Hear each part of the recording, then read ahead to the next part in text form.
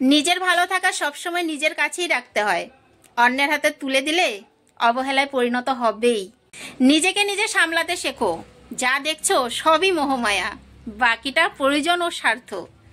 আর মানুষের কথা বলছো, সে তো আবহাওয়ার থেকেও পরিবর্তনশীল। আঘাত ভুলে গেলেও আঘাতকারীকে ভোলা যায় না, ক্ষত শুকিয়ে গেলেও তার দাগ মোছা যায় না। কি খুঁজছো? ভালোবাসা? সে তো আজকাল ওয়াইফাইয়ের মতো হয়ে গেছে। কাছে থাকলেই কানেক্টেড, আর একটু দূরে গেলেই ডিসকানেক্টেড।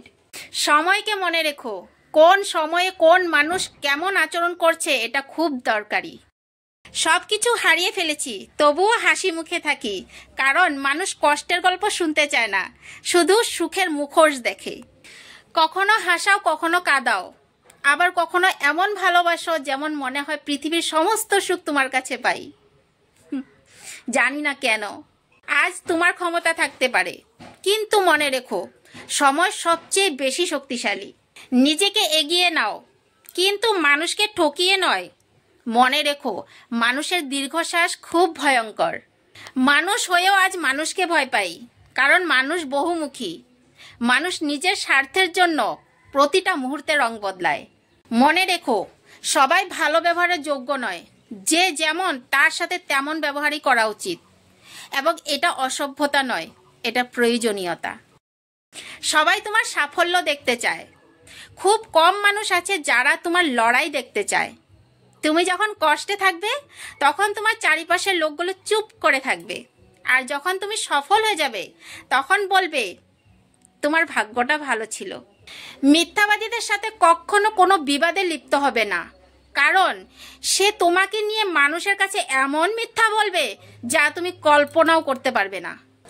যখন তুমি ফিল করবে তুমি কারো কাছে বিরক্তিকর হয়ে যাচ্ছ, তখন তুমি নিজের থেকে সরে আসো, কারণ এটা সম্পূর্ণ তোমার নিজের দায়িত্ব। অকৃতজ্ঞ মানুষের সঙ্গ যথাসম্ভব ত্যাগ করার চেষ্টা করো, নো ম্যাটার তার সাথে তোমার কি সম্পর্ক। বাস্তবতা এমন একটা বিদ্যালয় যেখানে কোনো শিক্ষক ছাড়া মানুষ জীবনের শ্রেষ্ঠ জ্ঞান অর্জন করে। তাই বাস্তবতাকে মেনে নিতে শেখো। যদি জীবনের প্রয়োজনে নিজেকে বদলে ফেলতে হয় তাহলে তাই করো। কিছুটা হয়তো কষ্ট পাবে তুমি, তবুও যারা তোমায় মূল্য দেয় না তাদের অপেক্ষায় থেকো না, কারণ জীবনটা একটা অজানা বইয়ের মতো। পরের পাতায় কি লেখা আছে কেউ জানে না। পড়ে গেছো? উঠে দাঁড়াও।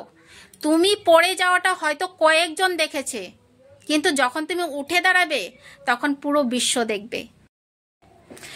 অর্থ ছাড়া যারা তোমার সাথে থাকে এবং শর্ত ছাড়া যারা তোমায় ভালোবাসে, তারাই কিন্তু তোমার প্রকৃত আপনজন। নিজের থেকে একবার কথা বলা বন্ধ করে দেখো, অনেক আপনজন পর হয়ে যাবে। আসলে আপন কেউই নয়,